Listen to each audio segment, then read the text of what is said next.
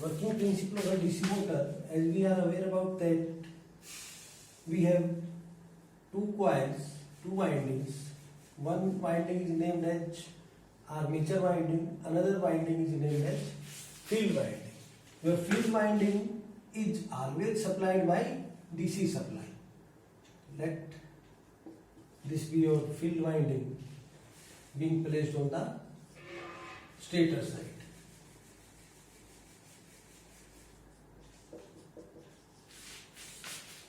Let us consider a coil current carrying conductor. Let this be the direction of current in the conductor. Due to this direction of current from right hand thumb rule, we are aware about that. This will be the direction of field in this. So this will becomes north pole, this will becomes south pole.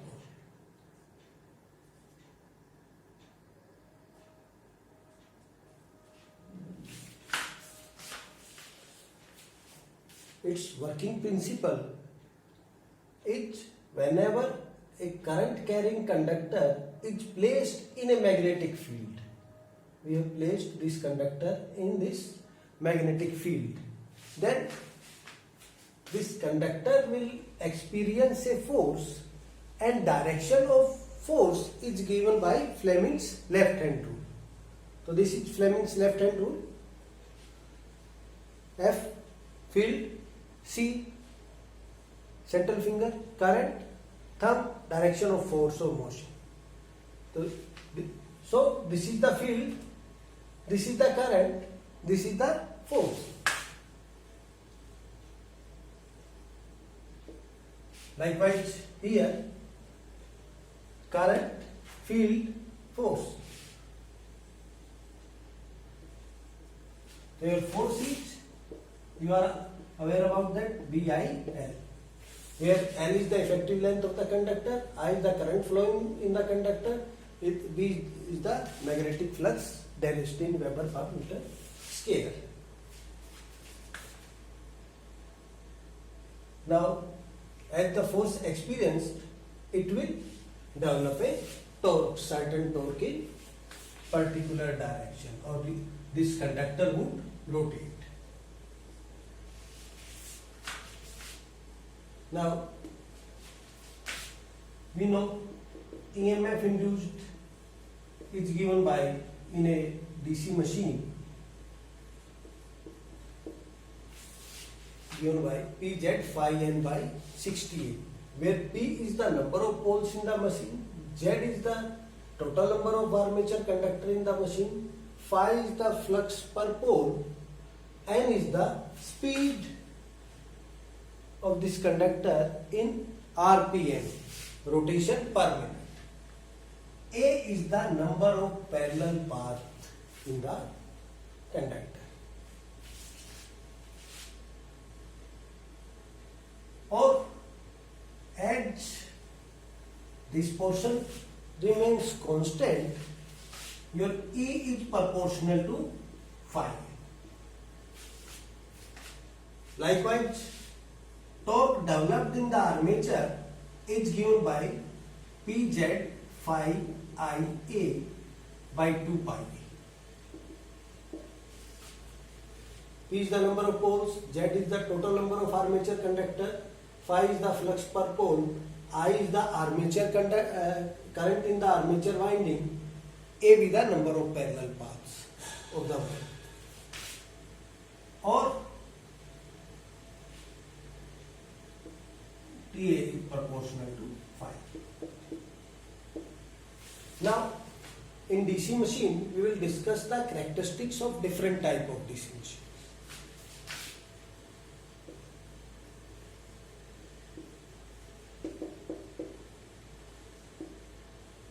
The DC motor. In the characteristics, we have to discuss speed torque characteristics.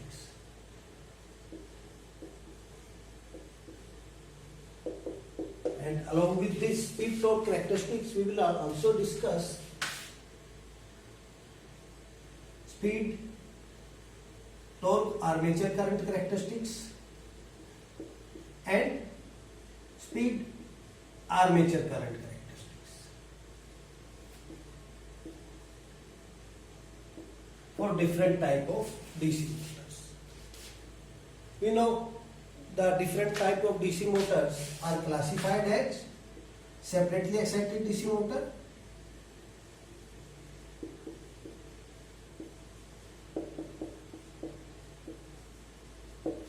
and self-excited DC motor. First, let us start with separately excited DC motor. In DC motor, we know your armature winding is placed on the rotor side and your field winding is placed on the stator side.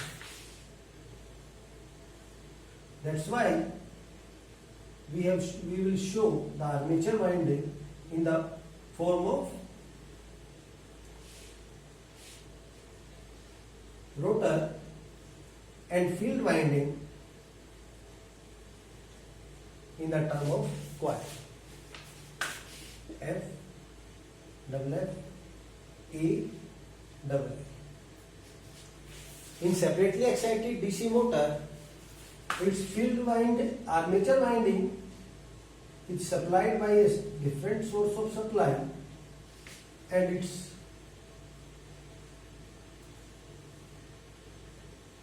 field winding by a different source VF, and let it be V. When you apply this voltage in the field winding, your field winding would have certain resistance, let it be RF. Then current IF will flow through the field winding, and this current IF is VF by RF. Voltage across this field winding divided by resistance in the field. If your voltage is constant, your field current would be constant and your field flux phi is directly proportional to field flux current. As you increase field current, your field flux increases, decreases field flux, your field current decreases. But this magnetization curve, due to the magnetic property of the material, it will, if this is flux or B, it will increase linearly with the current up to the point of magnetic saturation. After the point of magnetic saturation, if we further increase the current, your field flux would remain same. Means there would not be any increase in the field flux after that point. That point is termed as magnetic saturation.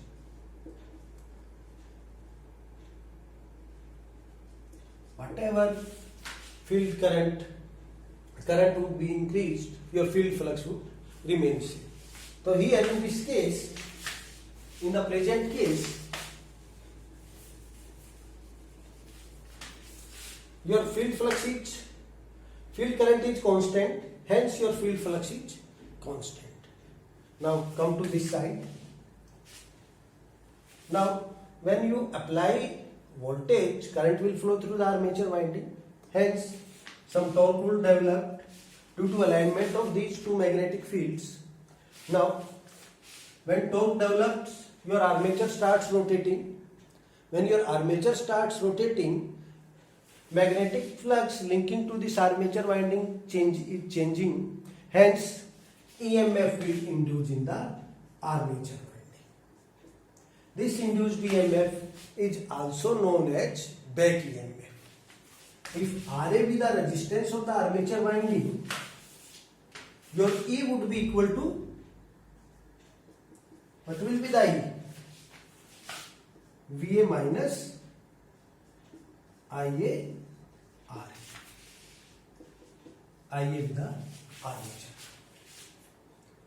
when you apply a voltage, current will flow, hence torque would develop, hence EMF will induce. Whenever magnetic flux linking the conductor changes, EMF will certainly induce in the coil. That induced EMF is known as back EMF, and equation will be given by this.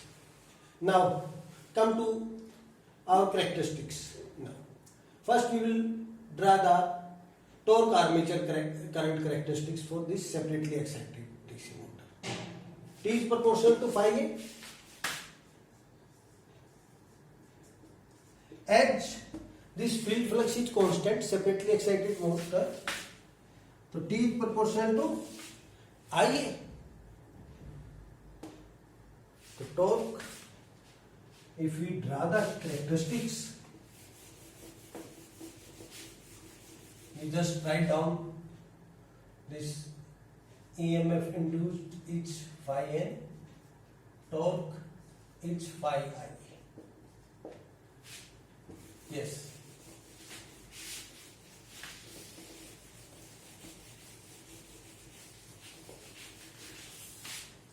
Now T is proportional to IA. The torque armature current characteristics T IA will be, torque is directly proportional to current. Whatever increase in the current, there will be increase in the torque.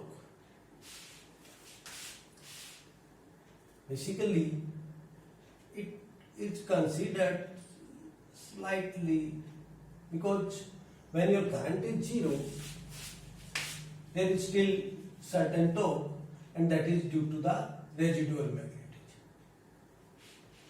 For our easiness, we keep it this way. The torque is directly proportional to current. Second characteristic, speed armature current characteristics. We know E is proportional to phi N. As phi is constant here, so your E would be proportional to N, or your N would be proportional to, what is E? V minus I. With increase in this armature current, what is the effect on the speed? That is equivalent to the drop across the armature winding. As the resistance of armature winding is very low, so this drop would be small. So if we draw the characteristics for it,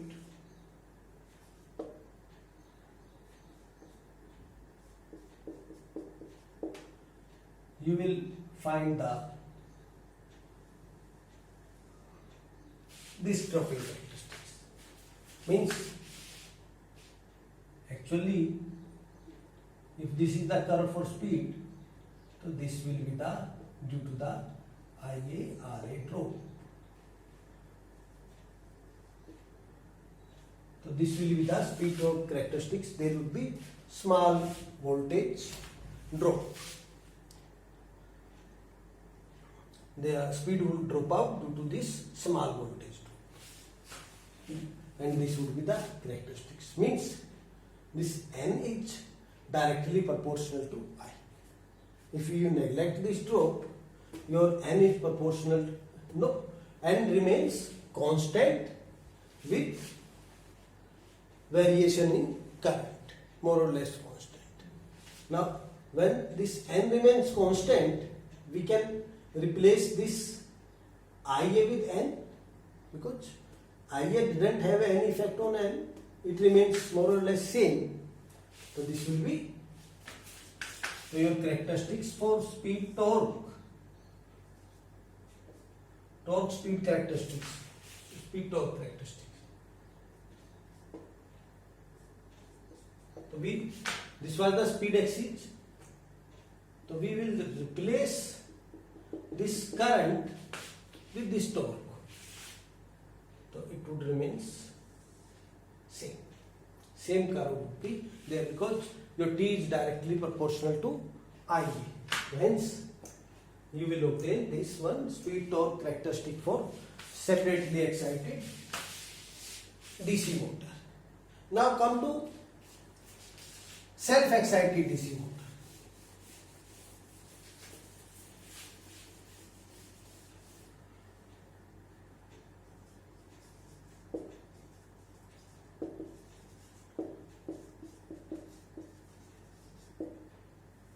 Your self-excited DC motors are of three types: DC shunt motor,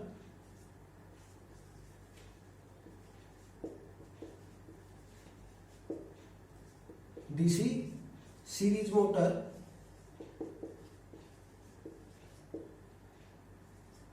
DC compound motor.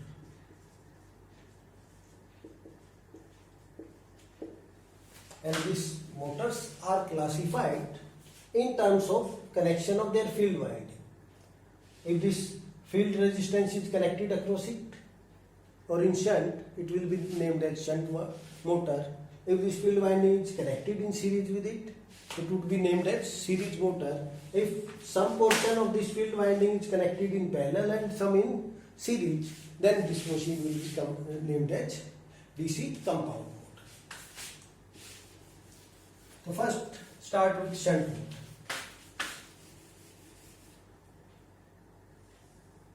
Field winding is connected in parallel with, so this is field terminals, shunt, field winding, this will be the current. Now, whatever be the supply across this terminal would be obtained at the shunt terminals. So, if the voltage remains, supply voltage is constant, your field current would remain constant because your ISH is V by RSH, or this, and your phi is proportional to field current, and it is here constant. So your field flux is constant in case of DC shunt motor. Your E would be equal to V minus EMF induced. Applied voltage IA, drop across the winding would be the rest of the voltage would be the back EMF. Or your torque armature current characteristics, T is proportional to phi A, hence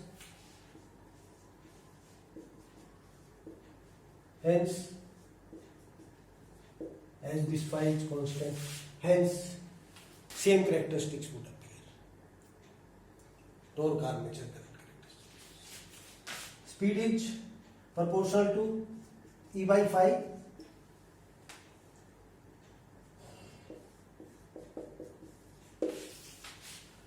Then proportional to E as it is constant, hence proportional to V minus IARA.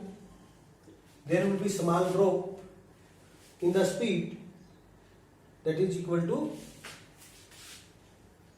this drop, hence speed drop characteristics would be this. And from these two characteristics, as T is proportional to IA, in place of IA, just place T.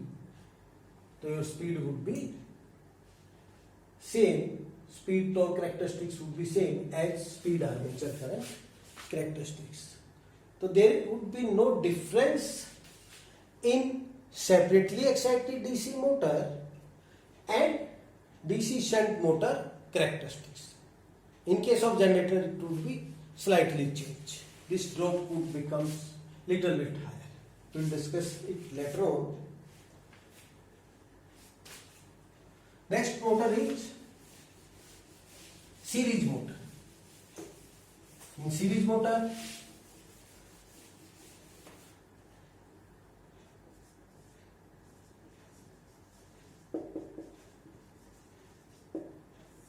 your field winding is connected in series with the armature.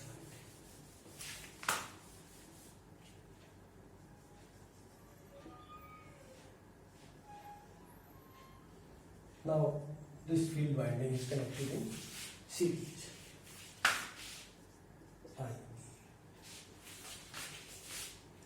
Now what would be the E? Voltage applied, yes, minus. Now here drop would be across, because both the windings are connected in series, so this drop would be across both the resistance, Ra plus resistance of the field winding. And your field current would be equal to armature current. Same current would flow through the field winding, and that would be equal to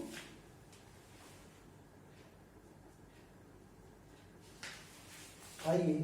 Hence your phi would be proportional to I. Your field flux is depend. If load current or armature current is lesser, because your armature current is directly dependent upon load, your load increases, current armature current would be, because your armature winding carries the main load current or load current of the machine, whereas your field winding is being used for the excitation purpose only. Now first characteristics, torque phi Ia. Now here phi is proportional to Ia, hence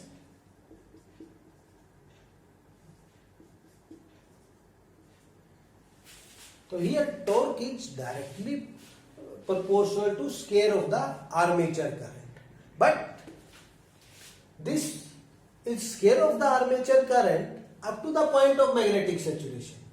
After the point of magnetic saturation, whatever be the load current increases, flux remains same. So after magnetic saturation,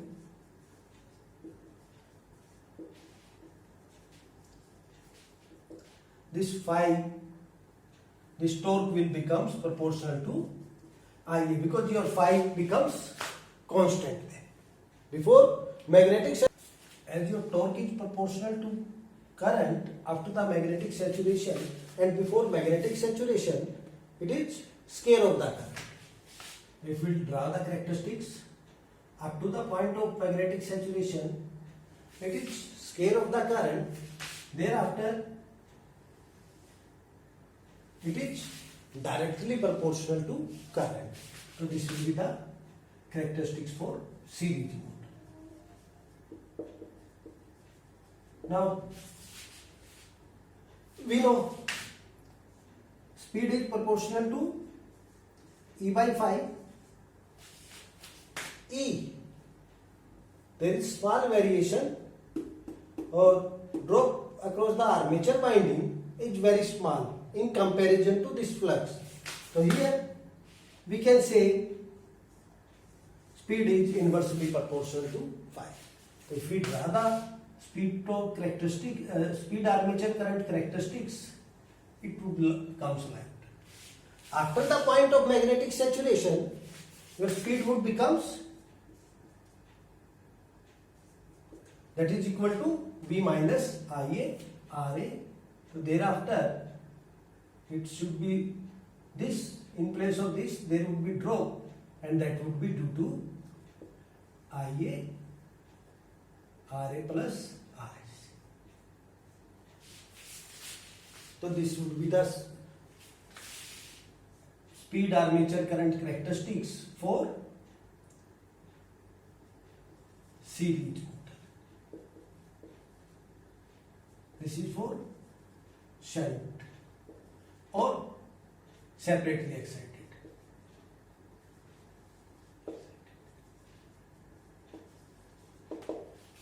Now, what will be the its characteristics? Up to this, it is scale. Thereafter, this. So this will be speed torque characteristics would be somewhat like this. So this will be the for series, for shunt, and separately excited DC. Now, third motor is compound motor. One thing you will observe that is it inversely proportional to phi. Speed is inversely proportional to phi. That's why your series motor never runs on no load. Because at no load, your current would be very low. For example, it is 0. Phi would be 0. Phi 0, speed would be infinite. Or if the low, speed would be excessive high. If the speed would be excessive high, it may damage your machine. That's why your DC series motors are always operated at full load. In your traction system, where you use it in your railway, you use it series motor. These motors are being operated at rated load or full load. As load increases, speed decreases.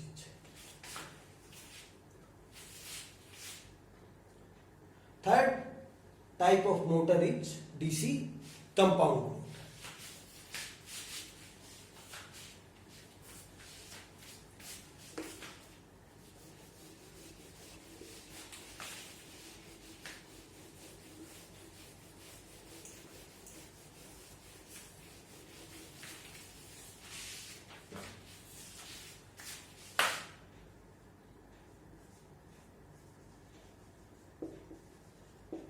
DC compound motor.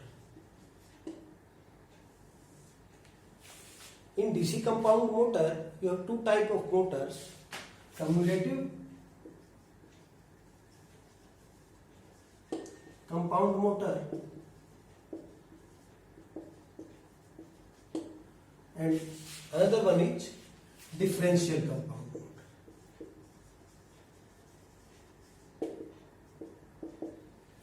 In cumulative compound motor, in case of compound motor, whether it is a cumulative compound motor or differential compound motor, some portion of the field winding is connected in series with the armature and some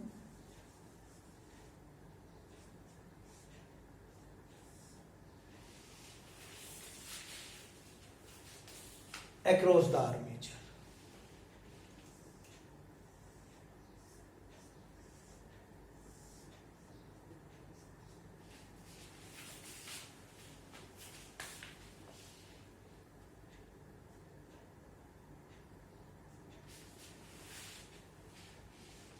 EB the back EMF, some portion series, some portion parallel, let RA be the resistance involved.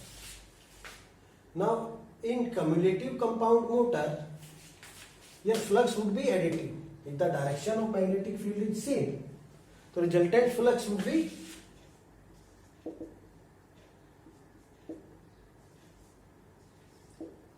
due to this coil plus this. If we reverse the direction of current in this coil, we make certain arrangement that we reverse the current, so your flux would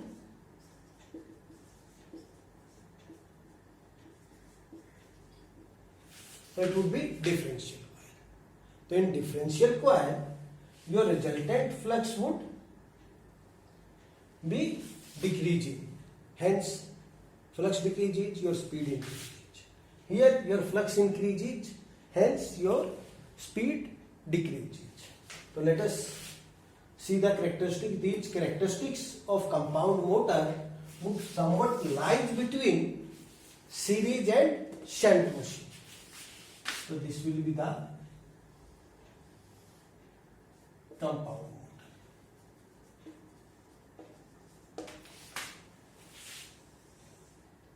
Compound.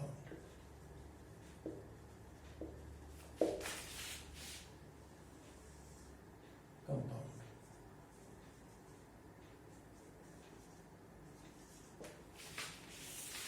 Here we have considered, we have shown the case of differential compound.